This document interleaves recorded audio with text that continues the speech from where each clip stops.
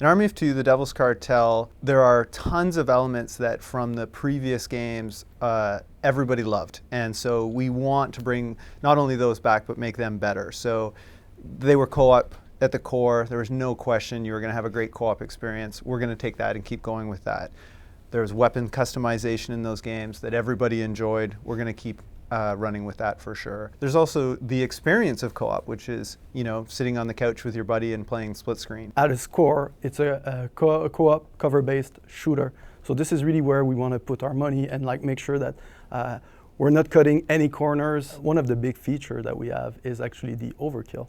So the idea beyond the Overkill was to actually give players the same feeling that they had when they played the back-to-back moment in the previous game. What we wanted to do was basically give the ability for players to trigger these kind of moments, but whenever they want. Because if you remember in the previous game, it was driven by the level design. So the way it works is that we've went ahead and we've quantified every possible co-op action. One player kills an enemy, and then it's going to give him a couple of points. But then if you and your teammate are coordinating and working together to actually kill the same target, then it's going to give you a tag team, and then you're going to earn more points. And then if your friend basically decide to take the aggro and then you circle around and flank the enemies, then it's going to generate a flank kill, which is going to give you even more points. Once you trigger it, you really just become a beast. You're like the Terminator. You can destroy everything around you, and we're really making the most out of the Frostbite 2 engine using the Overkill, as you can shred, destroy covers, destroy object, destroy part of the structure, and then just dismember the NPC, which is quite satisfying. As soon as you trigger Overkill, the Overkill is shared between you and your teammate. So what that means is that if you're in a room somewhere, you get your Overkill, you trigger it, boom, your teammate is automatically an Overkill. But then your teammate can actually capitalize on that and trigger his own Overkill, which triggers the double Overkill. And at this point, it's just madness. You have humongous explosion. You destroy, the destruction is just crazy. And then on top of that, you're in time dilation mode. So needless to say that it's quite visceral to actually see all that destruction and dismemberment in slow motion. Overkill is absolutely our attempt to show players when they're playing co-op that you're going to get rewarded for basically being helpful for your friends and rewarding it right away.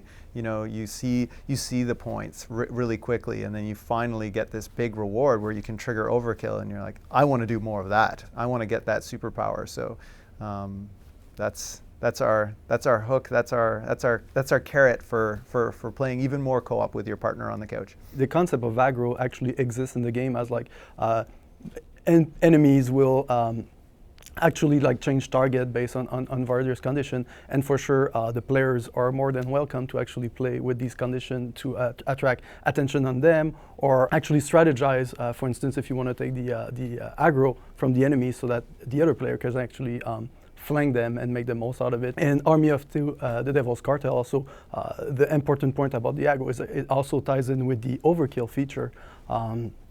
So as you're taking the aggro from the enemies, and then your friend is flanking, or just capping them, or basically if you're doing tag team kill, it's going to make you earn more points that will then translate into Overkill points. The meter from the previous games, was very obvious, what was going on there.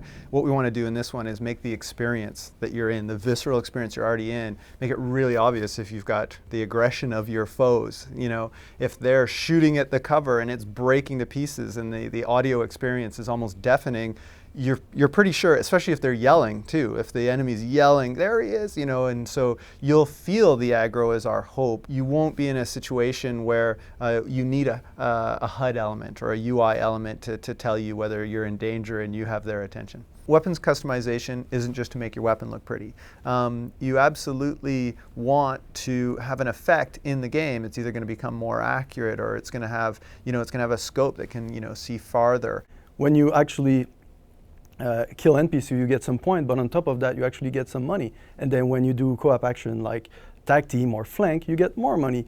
But then once you unleash the Overkill, then you get even more money. And then that basically ties into this entire loop that we're really trying to create, because then soon enough, you basically get more money to buy better weapons and get more efficient at cooperating. There aren't as many slow moments where you might take a guy hostage and then ask the other cartel members if they'd like to see him live or die.